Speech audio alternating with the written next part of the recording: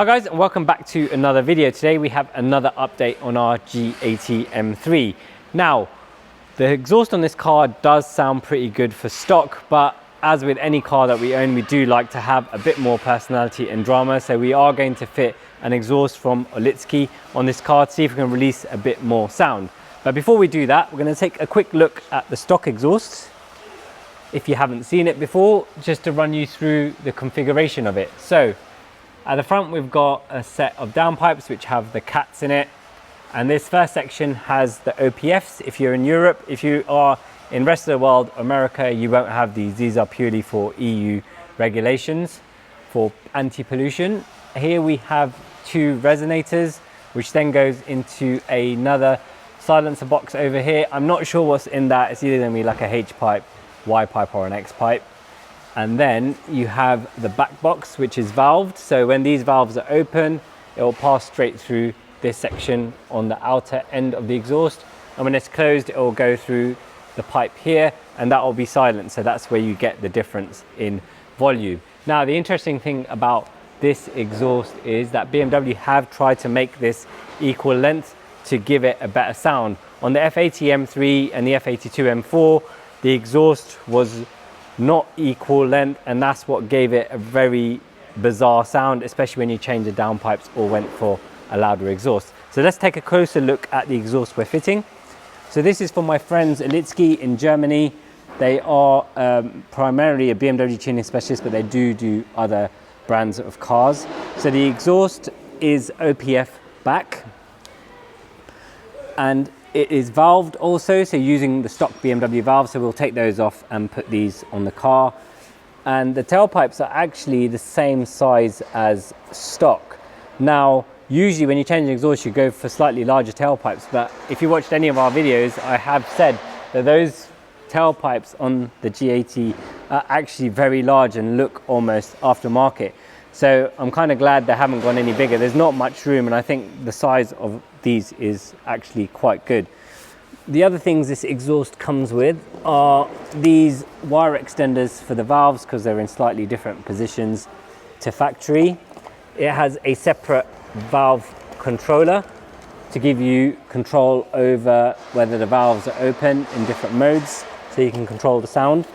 And also, because the exhaust will change the back pressure, that does affect the OPF reading. So it also comes with an OPF deleter to prevent the check engine light coming on. Even though we're not deleting the OPFs at this time, this exhaust will still trigger the light, so then that combats that.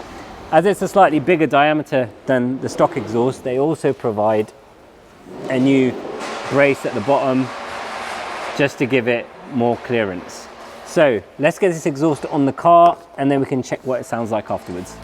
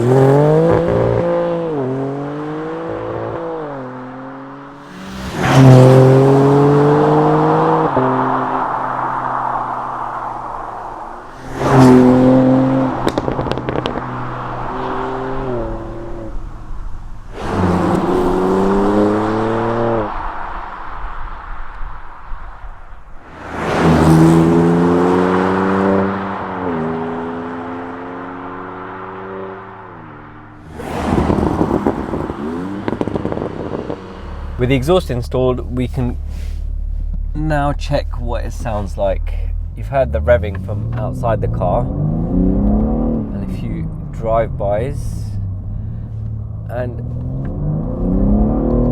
there is kind of immediately a problem with these G80s and G82s, and it's the same problem we had in the F90 M5. The cars are so well insulated that you don't really hear the noise the exhaust is making from inside the car, and the active sound is actually quite loud, so you would definitely have to disable that. But with the F90 we didn't really hear it inside the car, even with the active sound disabled, until it got ridiculously loud from outside. So our F90 is more or less straight through with the valves open, and you can just about hear it inside the car. And it's very similar problem with this, but what you have to remember with this exhaust currently, it is just the back box. It still has the OPFs in place because it's a European car, and that does stifle the sound a lot on these, and it still has the stock downpipes in place with the cats in.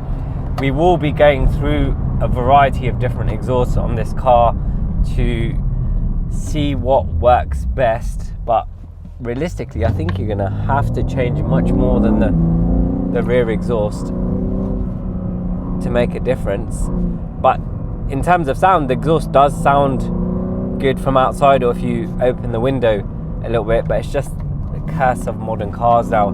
They make them more comfortable and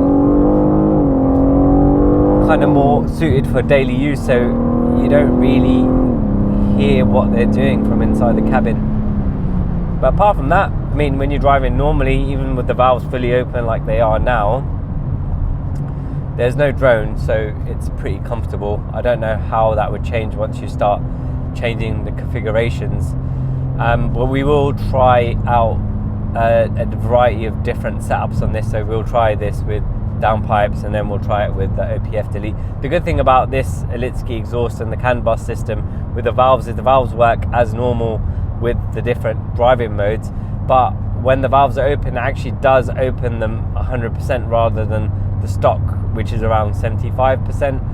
And because of that, you then also have to have an OPF deleter, which this system has, because the car thinks there's too much flow and it thinks there's something wrong with the OPFs, and it will trigger a check engine light warning, but this is not doing that.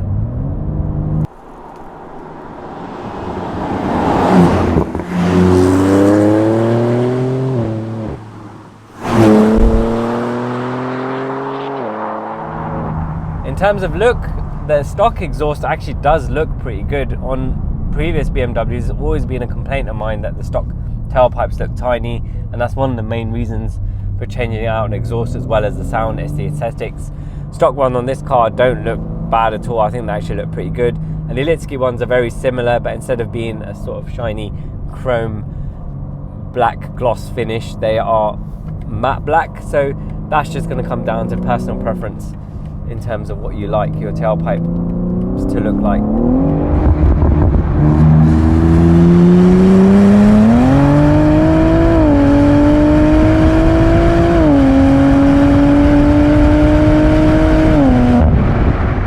So that's it for this video. We will, as I said, try a variety of different brands and configuration of exhaust on this car, because exhaust sound is very subjective, as are looks.